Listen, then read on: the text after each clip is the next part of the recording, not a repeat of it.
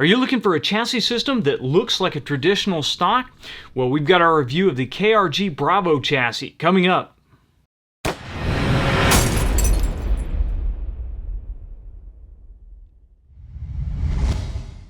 I'm John McQuay with 8541 Tactical, and this is our review of the Bravo chassis from Kinetic Research Group. This is a brand new chassis, and as we're filming this, it has not even been released yet, and it is designed for the Tikka T3 and the Remington 700 action systems, or rifle systems, and it is really a very interesting evolution of KRG's chassis design. Now, KRG has quite a few other chassis out, notably the Whiskey 3 and the X-Ray, and this is really aimed at a lower price point than those. This is aimed at the $350 price point, so really it's going after the more budget-oriented stock market, and I think that's probably one of the reasons why we have kind of this A5 type design to the system.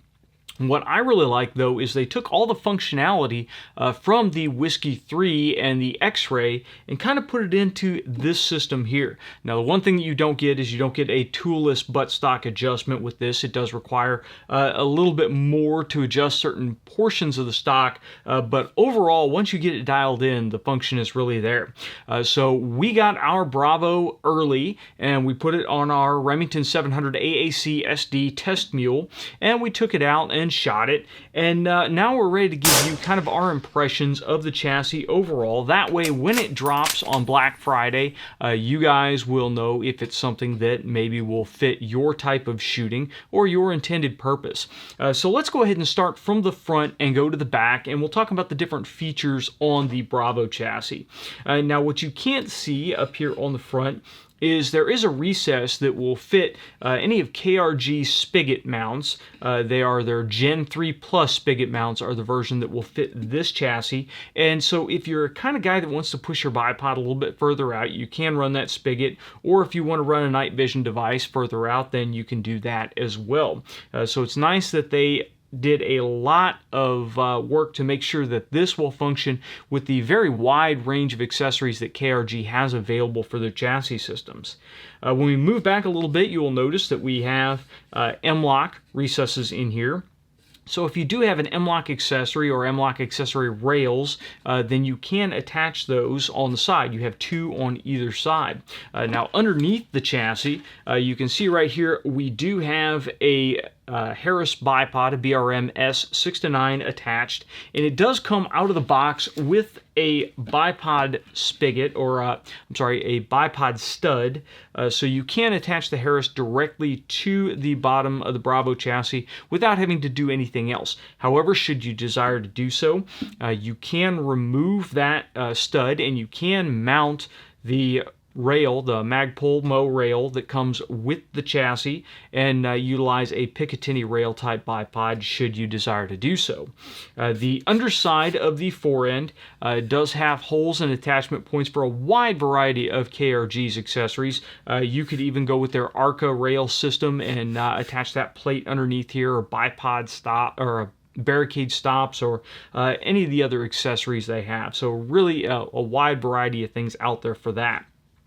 And then as we come back to the bottom here, this whole forend is polymer. Now, there was a lot of questions on if there was any flex whatsoever, and I can tell you I did not notice any flex at all in this chassis system compared to the Whiskey 3 or the X-Ray. It's a very rigid overall system, and that owes to the full aluminum backbone that runs from the tip of the chassis all the way to the back here where the pistol grip is. That is all aluminum that your action actually bolts into and that your magazine locks into. So that is a very rigid piece. The polymer underneath actually I think is a really good idea because it allows them to bring those costs down, and it also allows them to do some fairly complex shapes down here without a lot of machining. So The last really advantageous point that I can see is the polymer will help insulate your hand from the aluminum. Now my Whiskey 3 does have an aluminum forend on it, and that tends to get a little bit cold in really chilly weather. So it's nice to be able to have polymer to insulate your hand a little bit from that aluminum. But the polymer is just a bottom portion bolted into that backbone. So that does give you a lot of rigidity there, and the polymer is just basically to hold it and then to be able to attach all those accessories onto it. When we come back to the mag well here, you'll see that we have a pretty significant mag fence around it. So if you don't want to run a barricade stop, then you can run the barricade right up against the mag fence. And that's pretty much what we did during our testing.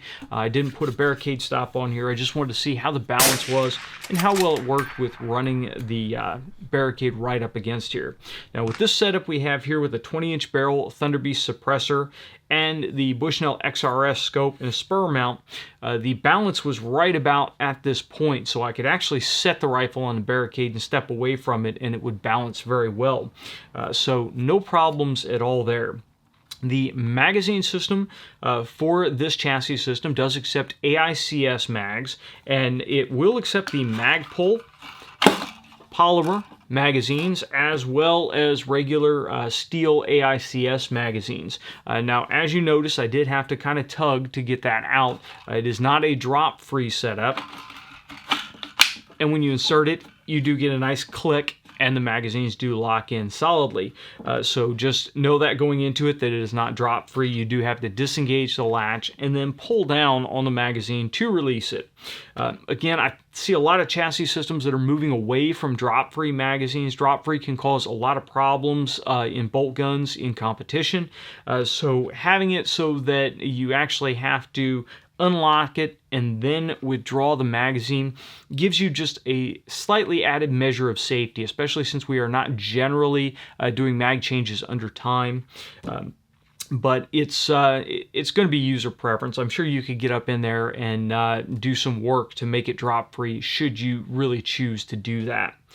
Now, when we come back to the actual magazine latch, they did a really good job of making the magazine latch very low profile. If I swap magazines out here and I put a regular steel AICS magazine in, you'll see that the magazine latch just protrudes slightly below that, but again, you have to push forward to unlatch it, so it's not likely you're going to rake it against something and disengage the magazine. With the Magpul 5-round magazines, and of course any 10-round magazine is going to stick down low enough that it is going to protect that magazine latch. Now, one thing that I didn't like on the Bravo, the way it does ship, is that it's very difficult to get underneath here and actually disengage that magazine with your trigger finger, because you end up pushing on a sharp edge of the mag latch and you have to kind of curl around and underneath to press on it.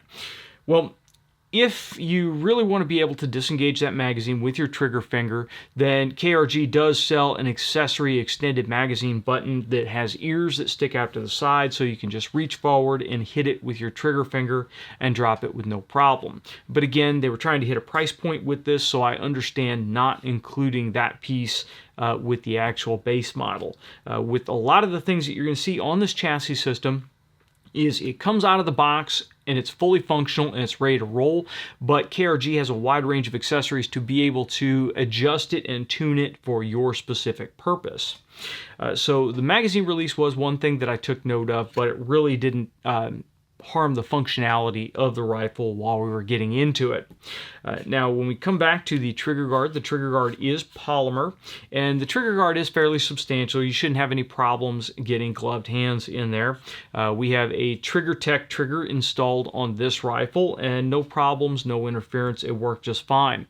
One note from KRG is that if you are trying to use a tub 2-stage, those will not fit in the trigger inlet, but most aftermarket triggers will fit in there. We didn't get a chance to throw our large CG Mod X22 or Mod 22 trigger in here. That is the largest trigger that we have in the shop. But we were working on kind of a time crunch to try to get this out to you guys before the chassis actually went on sale or was available to the public. Now when we come back, we're talking about my favorite part of the overall chassis system, and that is the grip.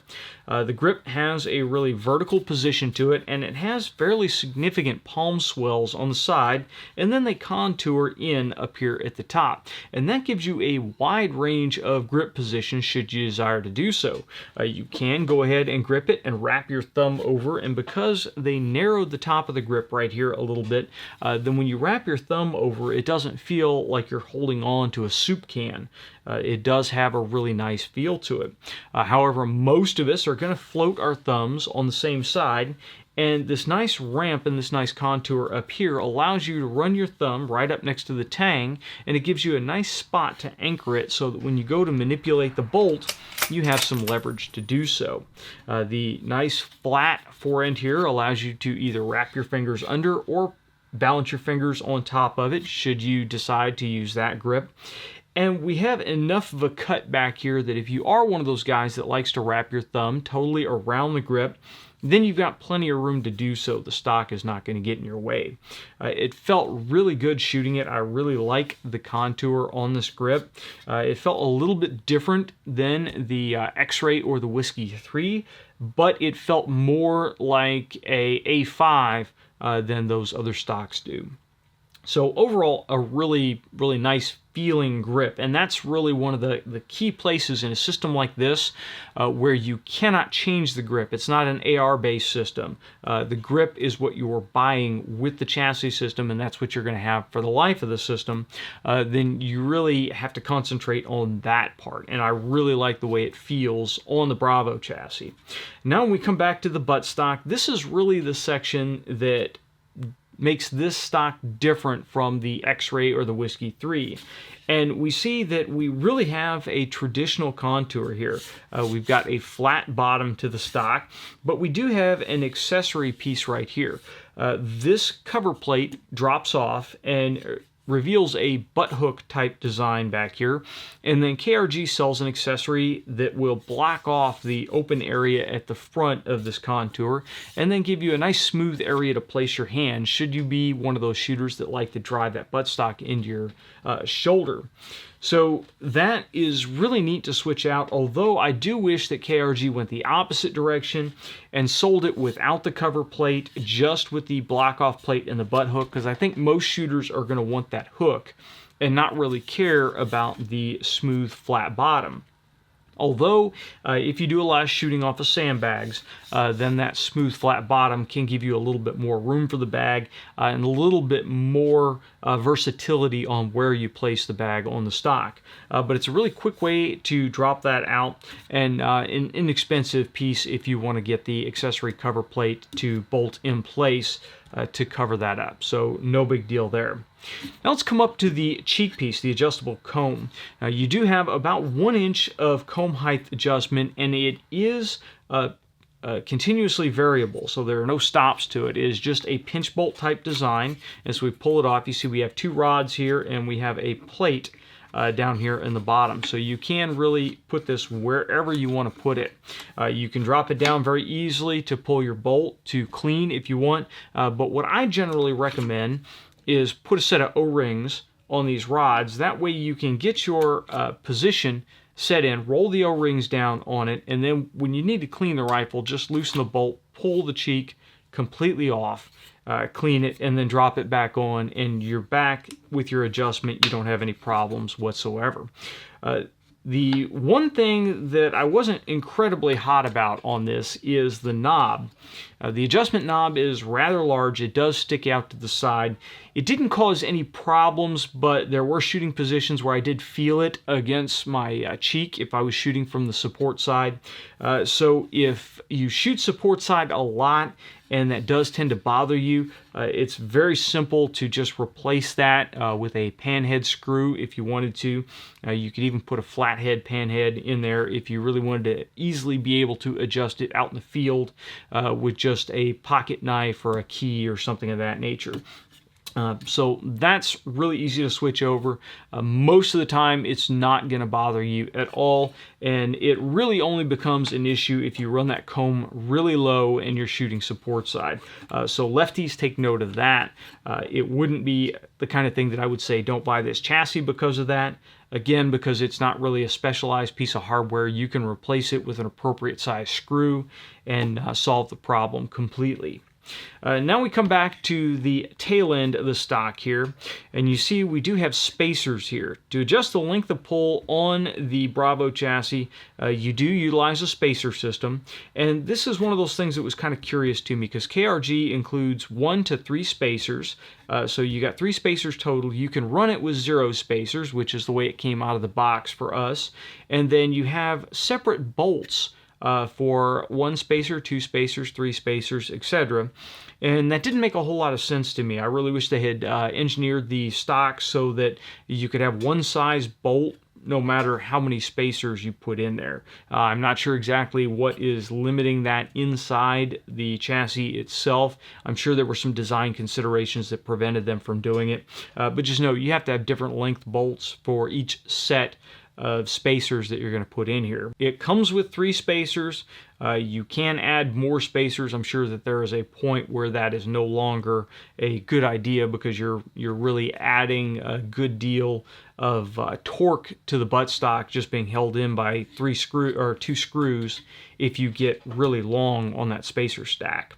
The butt pad on here is a very comfortable, very squishy butt pad, so I don't really see any need to change that out. But if you decided you did want to change that out, then it is a standard Remington contour, so your favorite Remington pre-fit recoil pad should be able to bolt right on here.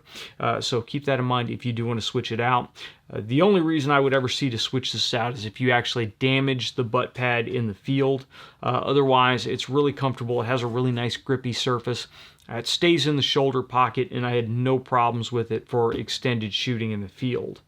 When we come up from here, one thing that I did pass over is you'll notice that there are recesses in the stock here, and that does accept QD flush cups. So if you want to equip the stock with a flush cup equipped sling or a QD equipped sling, then you can put flush cups in on either side. There is no spot for those on the front. So if you want to go on the front without actually adding a spigot or adding the sling accessory, then you would need to use something like Magpul's M-Lock QD and attach it into the M-Lock slot there. Not a big deal, just something to keep in mind if that's the kind of sling that you run. One issue that we did run into with the chassis system is with the recoil lug area. Now, those of you guys that have been watching us for a while know that on a couple of our actions that have had premium barrels put on, they do have oversized PTG recoil lugs on them. And the chassis will accept very thick recoil lugs, but it will not accept very long recoil lugs.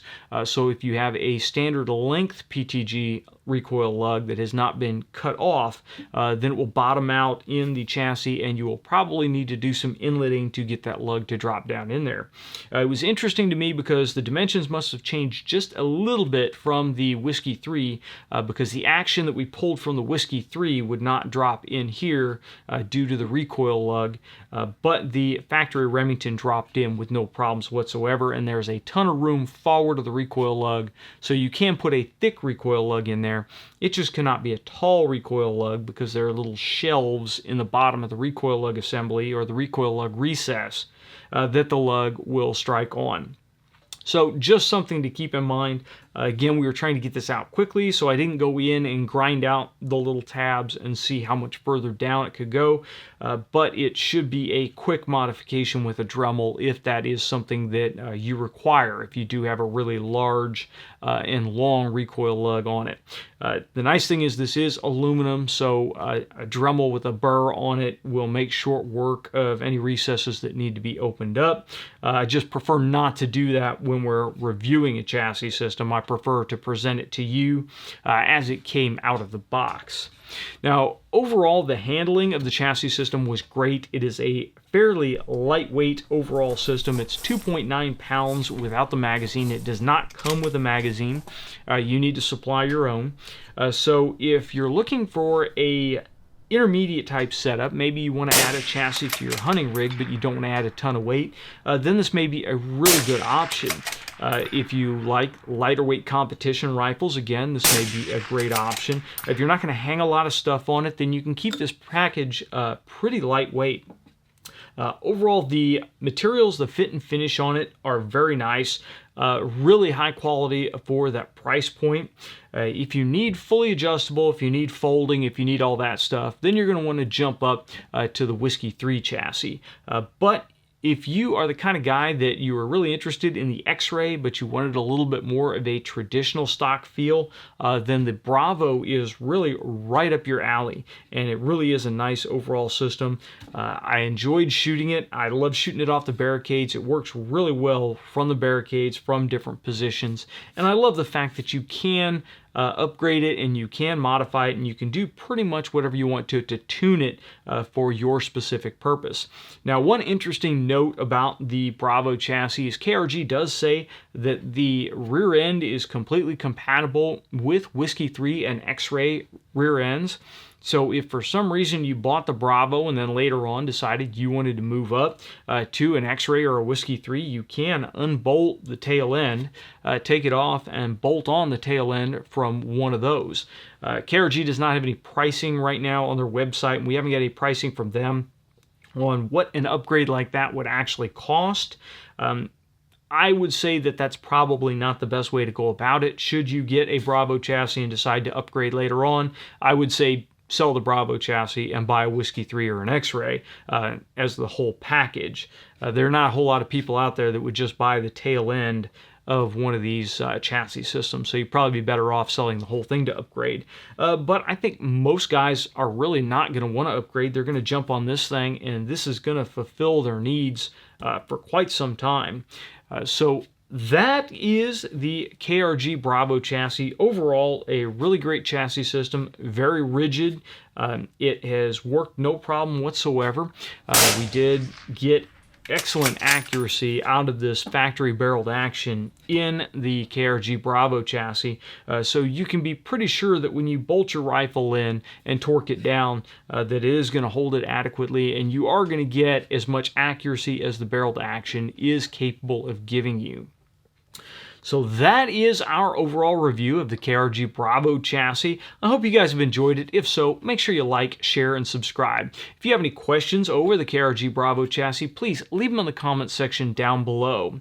And until next time, get out and shoot.